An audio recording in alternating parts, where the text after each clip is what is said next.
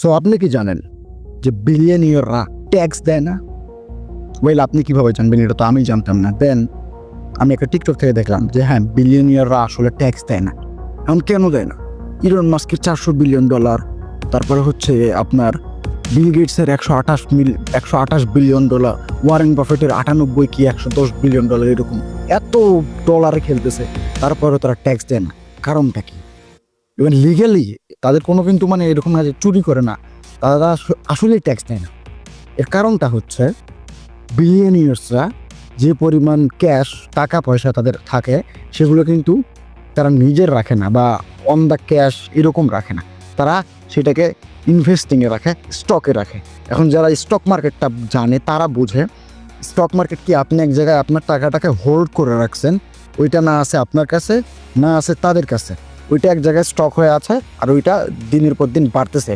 But যেহেতু আপনার কাছে টাকাটা নাই, দ্যাটস ওয়াই আপনাকে ট্যাক্স দেওয়া লাগবে না, ওইটা আপনার সম্পদ, বাট ট্যাক্স আপনাকে দেওয়া লাগবে না, বিকজ আপনার সম্পদ আছে বাট আপনার মানি নাই।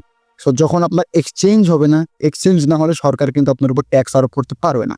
দ্যাটস ওয়াই বড় বড় বিলিয়নিয়াররা কিন্তু ট্যাক্স দেয় না, ঠিক আছে? এটা থেকে আমরা কি শিক্ষা পাই?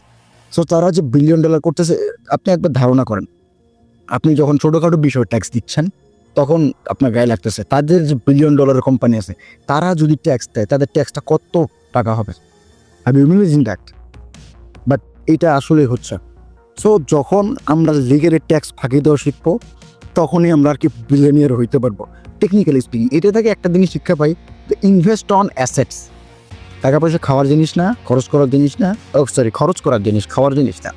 So invest on asset. জমি কেনেন, জমিতেও হয়, তবে মোস্ট অফ দ্য স্টক মার্কেটে যে খেলটা আছে, ক্রিপ্টোতে ইনভেস্ট আছে, এই জায়গাতে কিন্তু স্টক লাগে না।